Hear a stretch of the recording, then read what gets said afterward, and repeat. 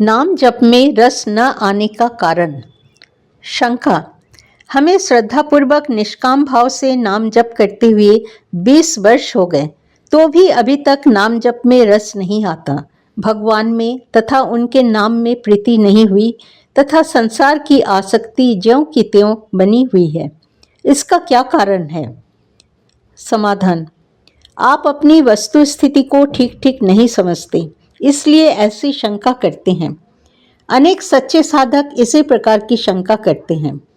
जब हम उनसे पूछते हैं कि प्रारंभ में जब आपने नाम जप करना शुरू किया था, तब जैसे थोड़ी देर में ही मन उगता जाता था, क्या वैसे अब भी उगता जाता है?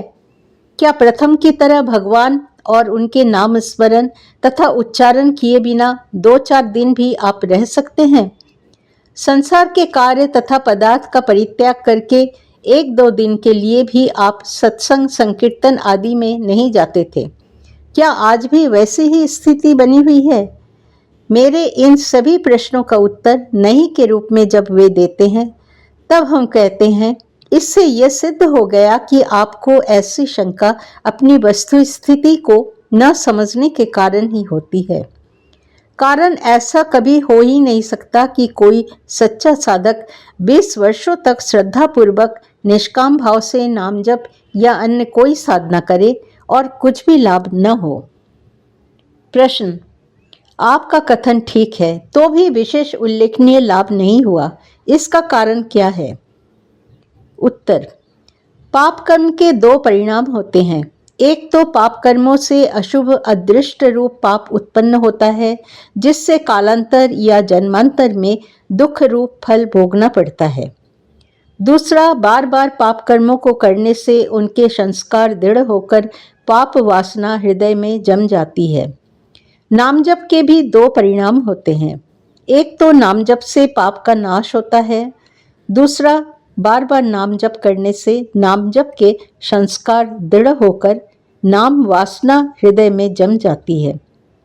जब नाम वासना हृदय में जम जाती है, तभी पाप वासना का विनाश होता है।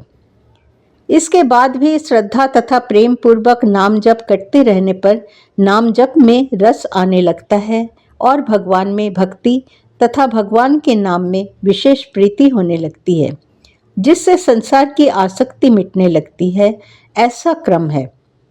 अतः जिन लोगों के पाप कर्म जितने अधिक होते हैं या पाप वासना जितनी अधिक सुदृढ़ होती है, उसके अनुरूप नाम जप तथा नाम वासना सुदृढ़ होती है। उसके अनुरूप नाम जप तथा नाम वासना सुदृढ़ होने पर ही उनका विनाश होता है। इसीलिए किसी को अल्पकाल में एवं किसी को दीर्घ काल में लाभ प्रतीत होता है। भगवान रूप अलौकिक शब्द में तथा भगवान के अलौकिक दिव्य रूपादि में ही नहीं, किंतु लौकिक शब्द रूपादि विषयों में भी तभी रस अर्थात आनंद आता है, जब मन इंद्रियां उनमें तन्मय हो जाती है। तन्मयता की योग्यता जन्मांतर में या इस जन्म में संपादित अभ्यास तथा सात्विक गुण की तारतम्यता के कारण प्रत्येक व्यक्ति में न्यूनाधिक होती है। यही कारण है कि लौकिक अतिप्रिय शब्द रूपादि विषयों में भी मनुष्य को एक साथ दीर्घकाल तक आनंद नहीं आता। अतः भगवान के नाम रूपादि में दीर्घकाल तक रसास्वादन के लिए धैर्य पूर्वक क्रमशः तन्मयता की योग्यता बढ़ाने का प्रयास करना चाहिए। नाम जप में मन स्थिर क्यों नहीं होता? प्रायः नाम जप करने वाले ये प्रश्न किया करते हैं कि श्रद्धापूर्वक भी नाम जप करते समय मन स्थिर क्यों नहीं होता। इस प्रश्न का उत्तर प्राय संत यही देते हैं कि नामी या नाम में प्रीति न होने के कारण मन स्थिर नहीं होता। अपने उत्तर की सत्यता सिद्ध करने के लिए वे कहते हैं कि देखो, तुम्हारी प्रीति पुत्र, पैसा और प्रतिष्ठा में है, इनमें तुम्हारा मन लग जाता है या नहीं? अनुभूति मूलक युक्ति युक्त उत्तर सुनकर प्रश्नकर्ता को तत्काल तो बहुत संतोष हो जाता है, परंतु परिस्थिति यों की त्यों बनी रहती है, क्योंकि 10-20 वर्ष बीत जाते हैं, फिर उसी प्रश्न का सत्य उत्तर पाने के लिए ऐसा हो जाता है। इसका उत्तर युक्ति आदि देने से की आवश्यकता नहीं।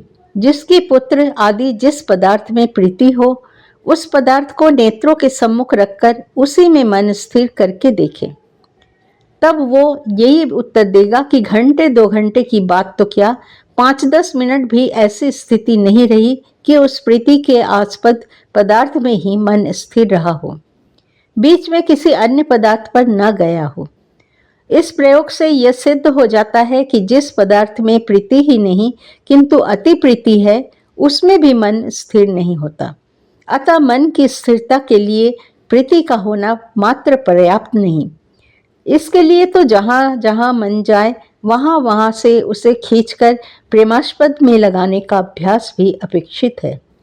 यही कारण है कि गीता तथा योग सूत्र में मन का निग्रह करने के लिए निरंतर दीर्घ काल पर्यंत अभ्यास करना आवश्यक बताया है। अभ्यासेन तु कौन्तेय वैराग्येन च गृह्यते यतो यतो निश्चरति मनश्चंचलम् अस्थिरम् ततोस्ततो नियमे तदात्मा अन्येव वंशनयत। गीता। अभ्यास वैराग्याभ्याम तन्निरोधः स तु दीर्घकाल निरंतर्य सत्कार सेवित दृढ़भूमि। योग सूत्र। ऐसा होने पर भी इतना अवश्य मानना होगा कि जिस पदार्थ में प्रीति होती है उसमें अभ्यास द्वारा मन स्थिर करने में वो प्रीति सहायक होती है। इसलिए मन स्थिर करने के लिए आलंबन का विधान करते समय अपने को जो अभिमत हो अर्थात जिसमें प्रीति हो, जो रुचिकर हो, ऐसा आलंबन लेने का विधान योग सूत्रकार ने किया है। यथा अभिमत ध्यानाध्या। योग सूत्र।